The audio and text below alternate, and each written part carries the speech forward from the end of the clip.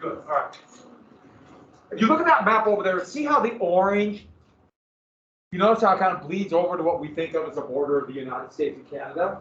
It was the drainage of the Missouri River. The United States got the claim. So this would give the United States a claim, or Britain's got a claim here. So what it said is just put the line here and said, okay, the United States gets this claim, Britain gets this claim. You notice I'm using the word claim. Because still, legally, the people who live there own the land.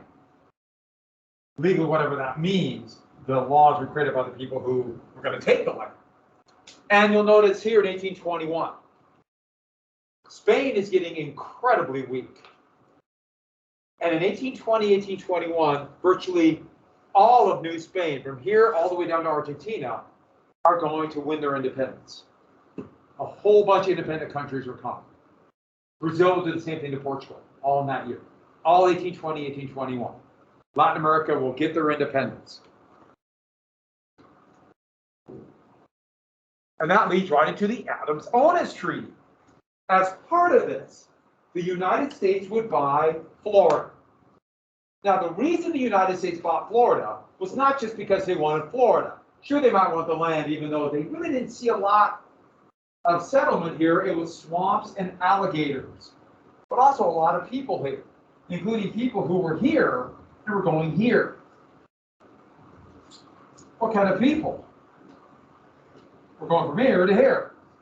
Slaves. Florida was a place for runaway slaves to go, and they would join various tribes, the Seminoles most prominently. So has everyone got that?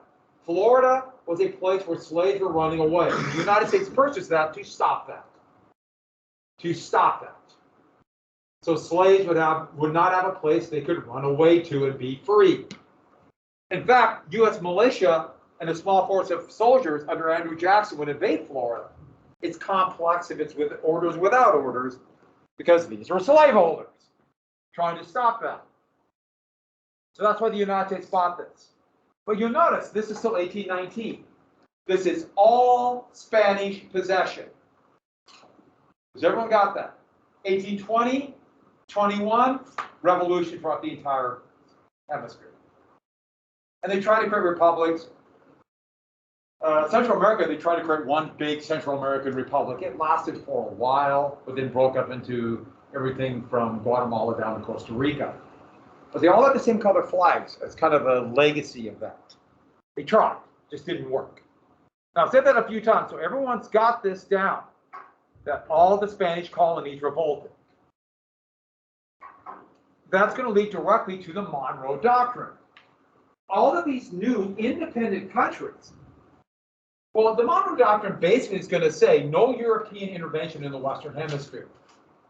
The United States, President Monroe would make this statement. It's not law. It's just the U.S., our foreign policy is, we don't want France to try to make Mexico a colony. By the way, France would try to make Mexico a colony. Have you heard of Cinco de Mayo? That's where that comes from. But they failed, obviously. The U.S. could not enforce this, and no one cared. But another country had a vested interest to keep European powers out. And ironically, that was our former enemy, Britain.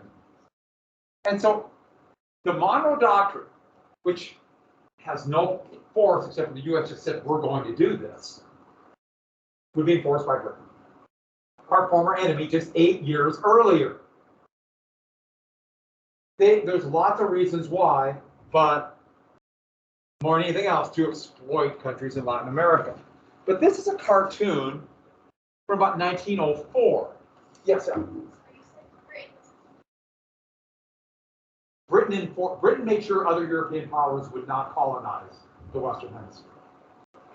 Because the U.S. couldn't enforce this, but Britain could. And Britain didn't want France to get more colonies, or Austria, or other places to come. And going into the 20th century, the United States would literally rediscover the Monroe Doctrine, dust it off, and say the Western Hemisphere is our hemisphere. And this would be called big stick diplomacy under Teddy Roosevelt. Basically, we will decide what goes on here. And So it will reemerge. It's like, well, I remember that thing from 1823. That's why we're mentioning it now. Also, that's Harper's Ferry. The Industrial Revolution is beginning. Harper's Ferry right there. It's in West Virginia now. Back then it was in Virginia. Two fast-moving streams run there the Shenandoah and the Potomac. Water power that they made muskets there. The Industrial Revolution is beginning, and the country's going to start convulsions that would literally change everything. Now, one of the most prominent American politicians, one of the war hawks, Henry Clay. How did I get rid of this?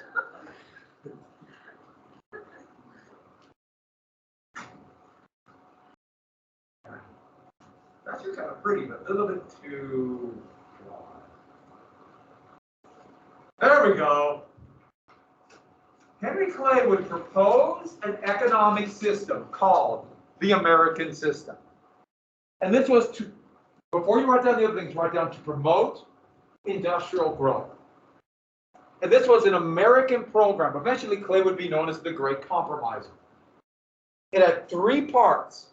Number one, a protective tariff. Now, we talked a lot about a tariff, but there would actually be a fairly large tariff passed in 1816. Ironically, under James Madison, who used to be against tariffs. Next, a strong bank. Same thing. 1816, the bank would come back. But it's only a 20-year charter. And lastly, internal improvements with federal taxpayer expense.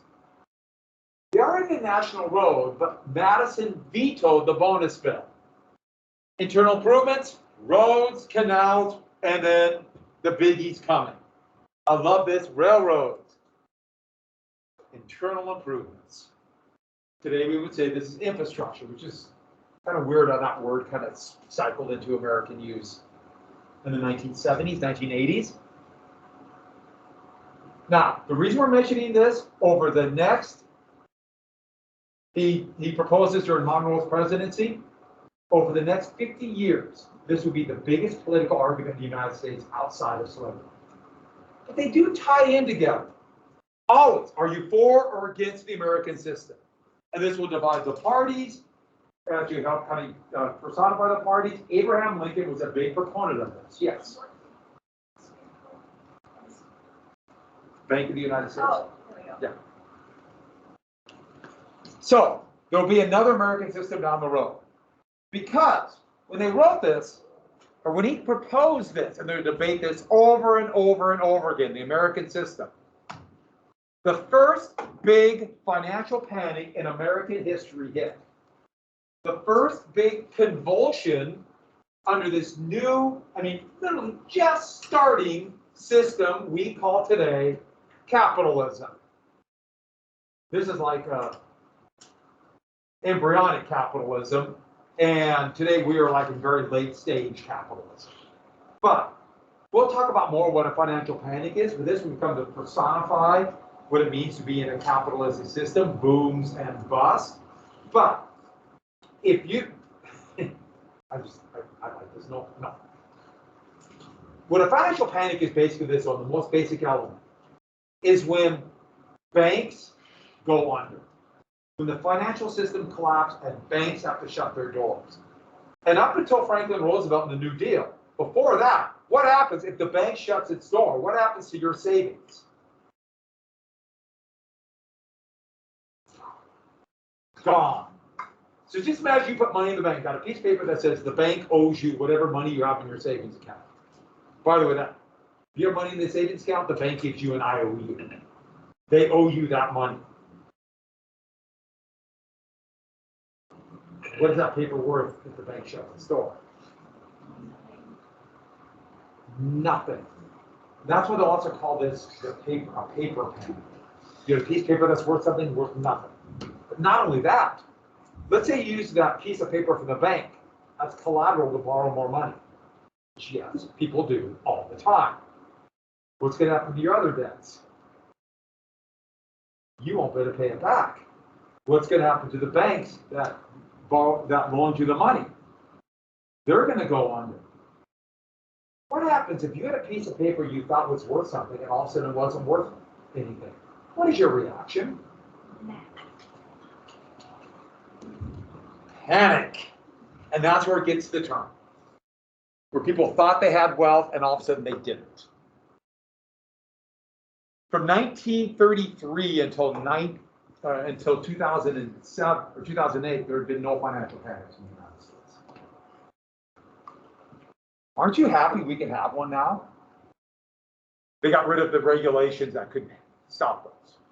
But this is a big change. This had never happened before. Oh, sure, there have been economic downturns. This had happened in Britain, but not here. This will become the norm. That will happen every 10 to 15 years. My guess is it will happen again in another 5 years. Now, I can't imagine it not. But maybe not. You might look at it. So with that, what caused all of this? These convulsions that would change everything, the Industrial Revolution. And how do we know the Industrial Revolution? Have you looked at that wheel? Look at that wheel. Look at it. By the way, go sit in front of this wheel. Like I was thinking at that moment, I hate my job. But look at that. You could not have wheels like that before the Industrial Revolution. Moving on. Everything we know about our world today would come out of the Industrial Revolution. If they would have dropped any of us into the United States in 1800, we would have no idea how things function. It would make no sense at all to us. None. That's why it's kind of amazing that the Constitution was written in like a different world, and it's still the law today. It just wouldn't make no sense. How people made a living, the whole concept of a job was different. Wages, as we know it, did not exist, as we know it. You ever heard of something called retirement? There's no retirement. That didn't exist. Nobody cared what time it was. None of that mattered. All of a sudden now our whole world is based on that. But by 1850, the world would make sense to us. And by 1900, it's our world. Oh, sure, there'd be some differences and people didn't bathe as much, but it's our world. So if you think about it, all the things you think have been in our world, I mean, relatively permanent. Well, this is our world, and this is the way things are. They're really new. It hasn't been that long. I can't imagine. I can't imagine. I'm not saying it'll happen. I just can't wrap my mind around a convulsion like this. Yes, it can happen in our life, but it's unimaginable. And so the world will just blow up, and so many convulsions and changes will happen, including that wheel. The world that we know, in fact, industrialization will create the countries, will create nationalism, create our concept of democracy. It will bring Armageddon, World War I and World War II. And it's unbelievable. Nothing compares to this. And where did it start? So let's get to the factors. It started in Britain. Fast-moving streams, coal, canals. Why Britain? Lots of reasons, but partially because of the influx of money and no place to spend it from the sugar plantations and therefore slave labor in the New World. By the way, Impressionist art, my favorite kind of art, would come out of the Industrial Revolution. Photography. Why do you need to have exact copies of art? So you could have the impression that the artist has. And this is one of my favorite artists, Claude Monet. So what bridge is this? Since I have a thing of Britain, can anyone guess? That's London Bridge. And where's London Bridge today? Yes. Where? Yeah, Lake Havasu, Arizona.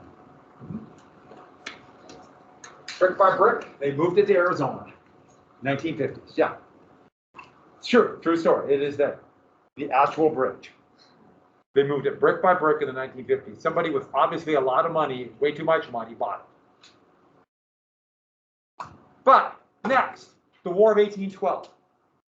So you have everything from the embargo, but the British blockade, that's why I have a picture of the British fleet at Portsmouth. So blockade because of that would trigger the Industrial Revolution. They couldn't get the products that they were buying relatively cheap from Britain. And what was the product in 1812?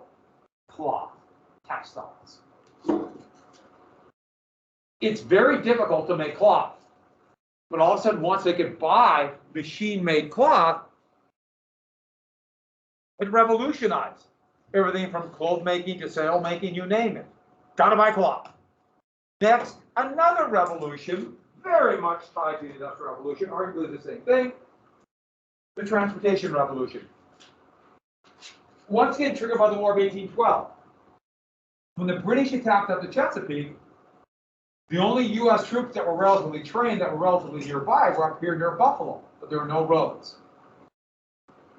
Nothing but just wagon trucks. So they couldn't get here in time to keep the capital from being burnt. That's an American 10-wheeler locomotive. I put that on there. I just wanted to show old, new. Revolutionary. So this map shows the world in 1800. And what it is, it's shipping goods from New York City. And it's one day is rare. That's as far as you can get one day shipping goods. So to get to Cincinnati, 3 weeks. And that's still pretty inefficient. It's actually faster to go all the way around.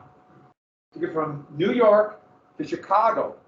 Okay, there's no Chicago yet. But when there is going to be a Chicago, it's 5 to 6 weeks. You see how fast the world moved in 1800? 3 miles an hour. That's how fast the world moved. Everything moved that fast. So your entire concept of just motion and the size of the world was pretty darn small, wasn't it? Because you can only basically get a few miles, and that's it. And so any goods to transport is going to be incredibly expensive. So basically, what does everyone have to be in 1800? Before the Transportation Revolution, please get this down. Everybody had to be self-sufficient. Has everyone got that? You basically have to make everything for yourself. It's too far to ship food and too expensive. So you basically have to make it. Sure, you can get some things, but they're going to be really expensive. By the way, that means your taste is going to be pretty limited, isn't it? A lot of inbreeding too, but that's another story for down the road. Because if you live in a small town, they're probably all related, right? Little things you don't even think about. Yeah. What year did you say? 1800. Now, I'm not saying like overnight all of a sudden you are to buy something. It's going to take 100 years. But the change happens pretty fast. There are 3 main types of transportation. Roads. There weren't very many roads. The national road was only the only real federal road outside of the territories. There were roads built, as you can see right here, but they were mostly done by state. State governments built these roads. There were a few private roads. Anybody know what you call a private road? Private roads, there are very few private roads because they don't make money. And if we only had private roads, there'd be no roads in a state like, let me throw an example out, Montana. There'd be no Montana if we just had private stuff. But private turnpikes. Turnpike is a term for a private road. Now, eventually this becomes the term for a toll road. There are public turnpikes. Like, for example, Pennsylvania had a turnpike from Philadelphia to Lancaster and eventually to Harrisburg. Today, I-80 goes across Pennsylvania, the interstate there, and that's all the toll road. All of it here. And you find toll roads in various places, like Chicago is ringing with toll roads, which are crazy and kind of fun and shockingly dangerous. Has anyone ever been on a toll road? Were you driving? Were you driving? No. You go from like 3 or 4 lanes, and then you go like to 8 toll booths. And you throw the money in, and then everybody does this, including myself. You got gas and trying to get in front of everybody else leaving the toll booth. It was 8, then back to 3. Yeah, so people just whiz right through. And then everyone who stops are behind it. we should have more toll roads on the way to school, just for us, right? And then we whiz through them. This, by the way, toll roads, if you only had paid roads for money, where would the only roads be? Here, maybe here, here, and of course, towns in the 3 roads, right? That's big money right there, right? Right? Same thing here, if you take a flight out of Helena, the only reason airplanes go to Helena is because the federal government has given the airlines over the years billions of dollars to go to small towns. They subsidize it, and they still charge a lot to fly out of Helena. But that's why. And so private roads are pretty limited. And then this is how I went across the turnpike. But it's wagons can't haul very much. They move very slow. But when I was driving I was going from Philadelphia to Gettysburg, and I was going to Gettysburg and Antietam. But this near Lancaster, they had it's National Historical Site, the first bridge on the turnpike. So I had to go and take a picture of the first bridge. It's actually, I like that kind of stuff. So it's really cool. And that's pretty. And I had to get my wagon off, and it was kind of tough. The mules got a little upset. But here's a big thing: in 50 years, 10,000 miles of roads were built. That's not very many. But the price to move 1 ton of goods a mile, aka 10 miles, halved to 50 cents. 15 cents, I'm sorry, it used to be 30 cents, now 15 cents. More roads, cheaper to move goods.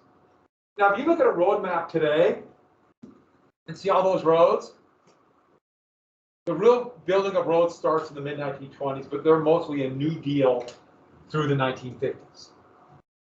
The interstate highway system would be in the 1950s. It would start. So all those roads, look at all these roads. No, that's New Deal through the 50s.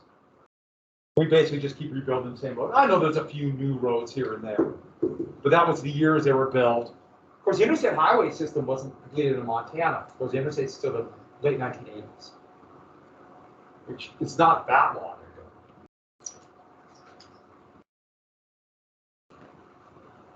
My definition of not long ago, I was very alive and old and voting.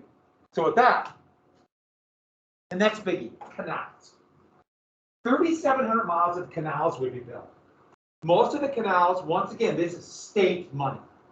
State money would build it. So this is massive aid for the new industrializing of the United States. Massive government aid for business. There's always been this government aid for business and back and forth. But I like this little thing for advertising canals. And so you notice with canals, now they could get from New York to Cincinnati or the Ohio River, wherever that might lead to, and slow, but look how much cheaper it is. A penny a ton mile. The problem is you're limited where there's water. So to get to New York to, let's say, Cincinnati, up across the Erie Canal, Lake Erie, then down. So perishable goods. Think of the diet people had. Everything had to be preserved and salted, and we like salt. Refrigeration would come at the end of the century. The most famous of the canals would be, of course, the Erie Canal. So the Hudson River, there's a series of rapids here, so that's where the Hudson River ends, even though they have the canal up to Lake Champlain. But the main canal, and you notice it kind of makes this little meandering turn. Try to stay on flat level, because anytime they have to go up or down in elevation, they need very complex locks. And so they want to keep it flat, or obviously as flat as possible. And that's why Buffalo would become a city, be a main terminus of the Erie Canal. And so it would take 8 years to build. Think about it with shovels. Here's a painting of the Erie Canal. Flatboats can hold a heck of a lot more than those wagons, because you don't have to worry about breaking an axle or getting stuck in the mud. Okay, unless there's a drought, but that's another story. And you notice they have flat sides here, and so mules will pull them on the side. And that's why canals are like really popular hiking places, because you walk along the canal. And the C&O Canal that goes from Washington, D.C., basically goes right here. It's one of the most popular hiking places in the United States, because it's pretty flat, but it's right along the mountains. It's beautiful. I've walked 20 miles on it, but I know people will take a 5-day hike on it. There's places to camp or little inns. It's really neat. But here's a picture of this. Now, interesting picture, but do you see it? You see what's startling here? Look at this pig. Look at that thing. It's a house-sized pig. And it's got some weird thing on his foot. It's kind of scaring me. But don't mess with New York pigs.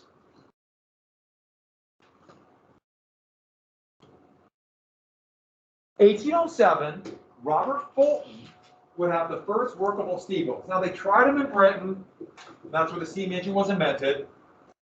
But the Claremont, sometimes dubbed Fulton's Folly because nobody thought it would work, would be the first one where the steam engine did not break all the time.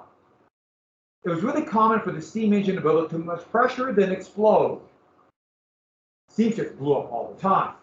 But once you have steam engines, not only do you not have to worry about the current or the wind so much, but steam power ships could get bigger, heavier, soon have iron hulls, could carry significantly more cargo or cannon. By the way, they would still have mass on them, add additional wind power, because the steam engines were pretty weak. So you see, for example, steam-powered ships that the United States Navy had in the Civil War. They also had mass. So they're very much a hybrid ship. Up until the end of the century, really. So 1830, look how much faster things have gone. Okay, not much, right? One day, a little bit bigger, right?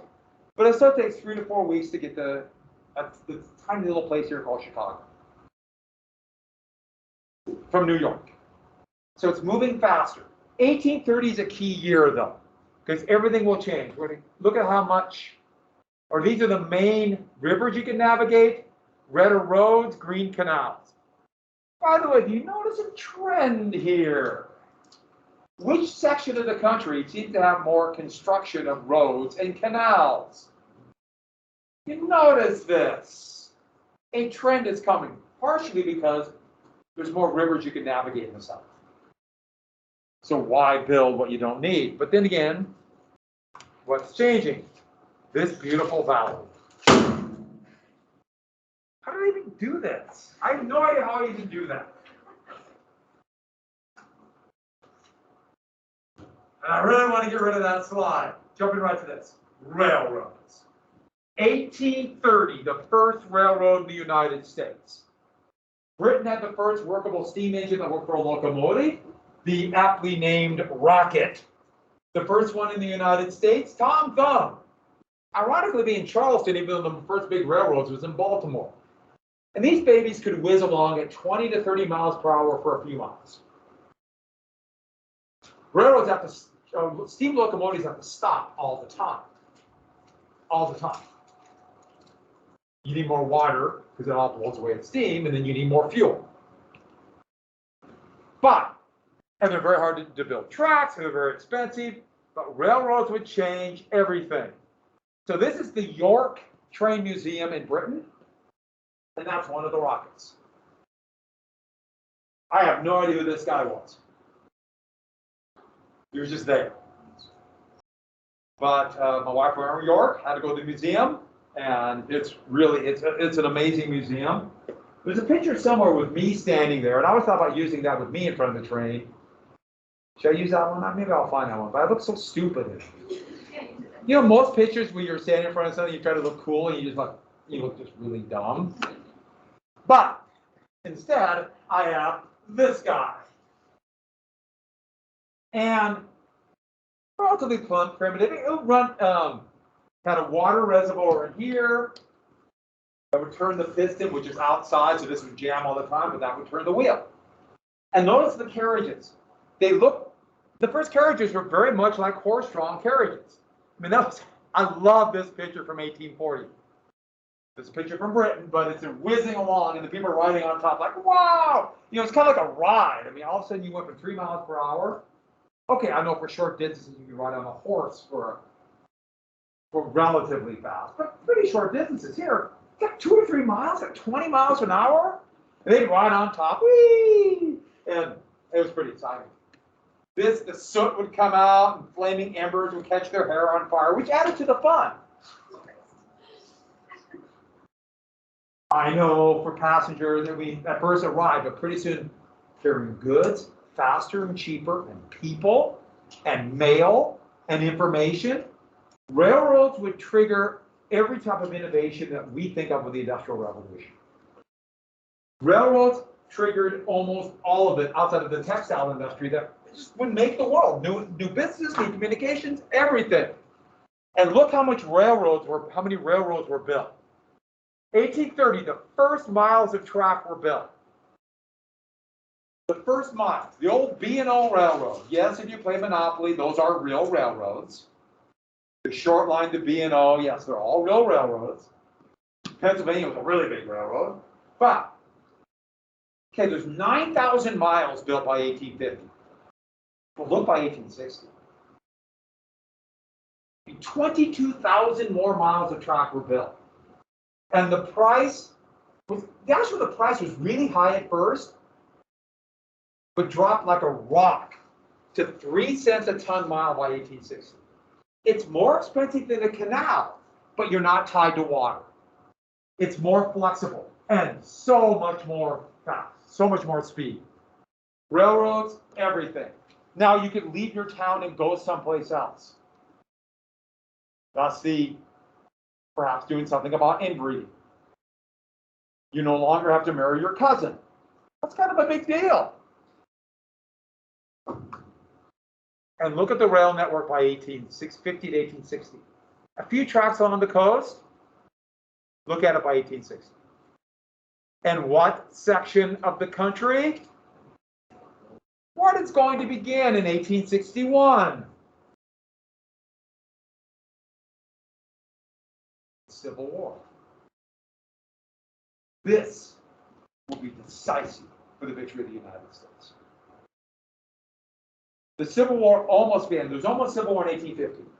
And if it would have begun here, the United States would have lost the Civil War. There'd be no United States. Okay, the United States almost lost in 1864, but this would be decisive in winning the war. The United States would win the Civil War. Railroads had a big impact. That's pretty startling, isn't it? There we go. So look how fast you go by 1859. Look at the speed there. Okay, Reds one day, that's shipping goods. Shipping goods, is it different today? Unless you go by plane, it's not much faster today to ship goods. A little bit, but not much. And look, just a few days, or a day and a half, I'm sorry, we're in Chicago. It's like the whole world just got smaller. Everything changed, and that is only 60 years. That's not much time. It's like everything is different. Everything is different. When Andrew Jackson became president, there were no trains. When he died, you could only take a train from his home in Nashville to Washington, D.C. It's remarkable how much things have changed. It's just absolutely remarkable. And this is what we have to get. Shipping price halved. And this was what a massive government aid for business. Most of this was states. Henry Clay's American system was never really passed until the Civil War. The South left the Union. So there was no opposition. And these are all price that drop. By the way, you see wagon rates are still really high. It's a lot more expensive to move things by land. Today, a lot of things are moved by land on trucks because the government subsidizes taxpayer money, gives huge money for, we have cheap gas here, and roads are paid for all that. Not cheap is relative, I know. Cheap is relative, but it's relatively inexpensive. Gas is still cheaper. I mean, gas is cheaper now than what it was when I was your age. You take inflation. So, number 4, interchangeable parts. This will be dubbed to the American system of industry. I'm sorry, there are 2 American systems. I blame Eli Whitney. Have you heard of Eli Whitney? Eli Whitney is going to be one of the most famous inventors, tinkerers, and stealer of ideas. One of the most famous, one of the ones more famous thief of ideas would be Thomas Edison. He, in many ways, would set the stage for interchangeable parts and making one of the most complex pieces of manufacturing, a musket. But Eli Whitney is probably best known for, does anyone know what invention? Yes, the cotton gin. We will come to the cotton gin. He didn't invent it, he stole it from probably a slave. But a lot of inventions are stolen. He would bring rifled muskets. Before the Industrial Revolution, how were muskets made? By hand. He had to do everything by hand. Every piece by hand. A skilled craftsman would make the entire musket. That meant every musket was unique. Does that make sense? They're all unique. They might look the same, but since everyone is handcrafted, if a piece breaks, how do you make a new one? Painstakingly by hand. We live in a world now, if a piece breaks, you just leave it. Good thing gone. I'm not done. No, goodbye. Have a great day, everybody. Right when you find work? It was so cold this morning, and now, look at it. It's like in the 90s. The howler monkeys might come back. See you tomorrow. Who's excited the howler monkeys are going to come back?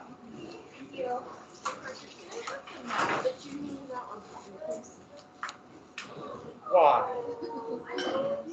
Yeah, you need to know. We got to do that fast. Have a good day.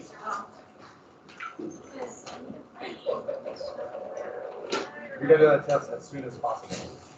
What are you going to do? By the way, this first part, that's for the big number. I try to say pay for this for nothing. A. Oh, see ya. Enjoy homework. And then the second little one.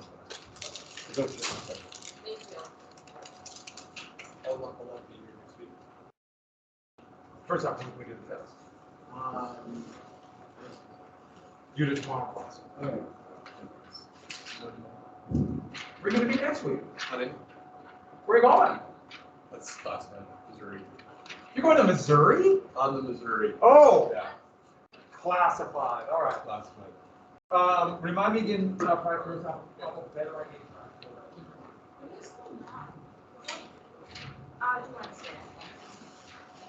we made it to second quarter.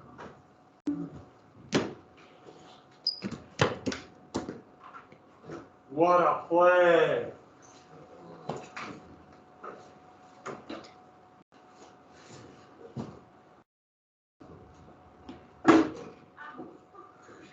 Hey, you're not really in class until you get hurt.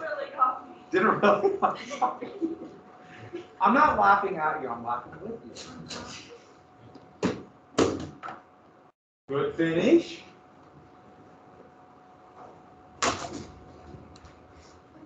One jaw. Ah, even with a busted thumb. Very patient, I like that. I'm so scared with her. I'm just gonna go this way. Oh, it's beautiful. Scooby-Doo. Very good. Oh my God! It's now part of our collection. Well done. By the way, you notice Garfield's even leaning more. He's over 40 years old. No, you're asking too much. But I know what you're going to ask. Huh? You're asking you give me roll them out. Shall say?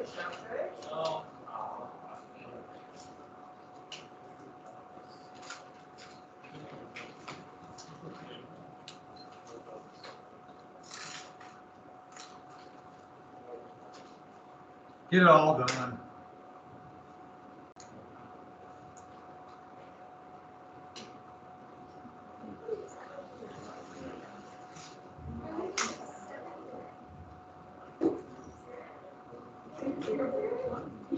Oh, get it, Pastor.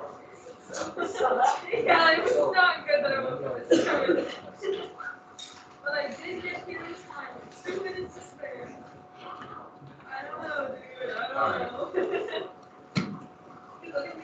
Well done. I didn't even see it. Like, I literally was under.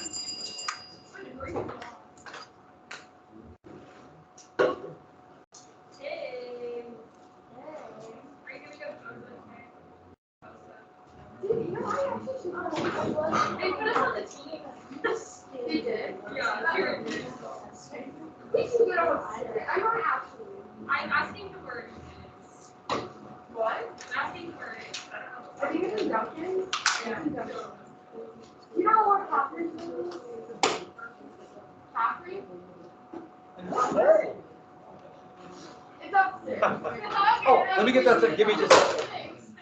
Yeah. I'll figure it out. Ow, don't hit your knee on that. Grab it over here. Oh, I didn't quit recording.